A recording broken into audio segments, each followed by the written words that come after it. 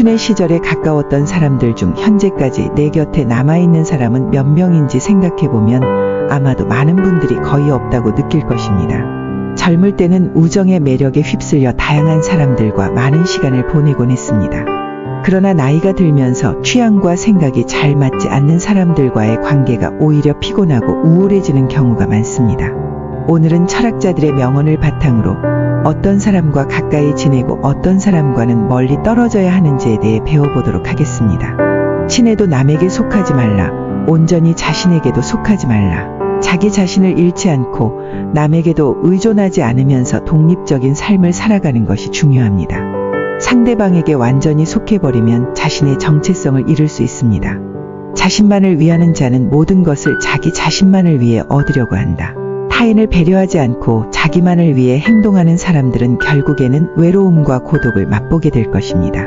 서로에게 도움과 지지를 주고받는 관계가 중요합니다. 남에게 속해 있는 사람과 무소유를 걱정하지 않는 사람, 언제나 남에게 속해 있는 사람과 무소유에 빠진 사람, 극단적으로 남에게만 속한 사람이나 자기 자신만을 생각하지 않는 사람은 균형이 깨질 수 있습니다. 상대와의 균형을 유지하면서 삶을 살아가는 것이 중요합니다. 완전한 평화로운 사람은 나다 하는 고집이 없고 내 것이다 하는 아집이 없다. 완전한 평화를 얻은 사람은 자아도 없고 아집도 없습니다. 모든 것을 가진 것처럼 여기지 않고 모든 것을 내 것으로 생각하지 않는 자세가 필요합니다. 평화로운 사람은 어떤 것에도 머물러 집착하는 바가 없다.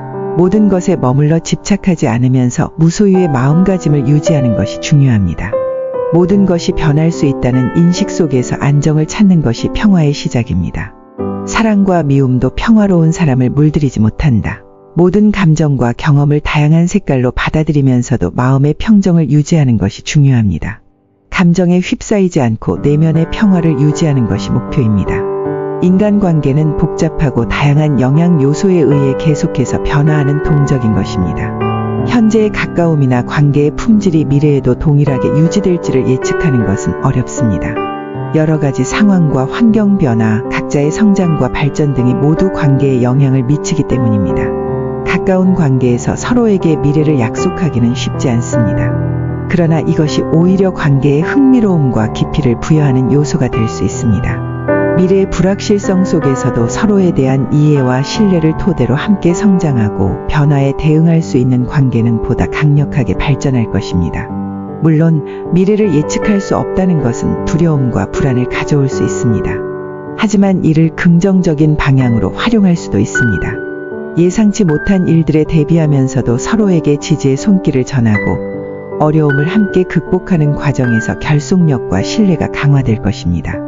서로의 목표와 꿈에 대한 소통은 미래를 대비하는 데 중요한 역할을 합니다. 두 사람이 함께 가고자 하는 방향이 일치하고 있다면 미래의 불확실성도 두려워할 필요가 적어집니다. 그리고 중요한 것은 현재를 소중히 여기며 서로에게 관심을 기울이고 존중하는 것입니다. 지금의 순간을 함께 즐기고 나누면서 두 사람 간의 유대감을 깊게 강화할 수 있습니다. 미래는 예측할 수 없다지만 서로에 대한 애정과 이해를 바탕으로 한 관계는 어떤 변화에도 더욱 강해져 나갈 것입니다.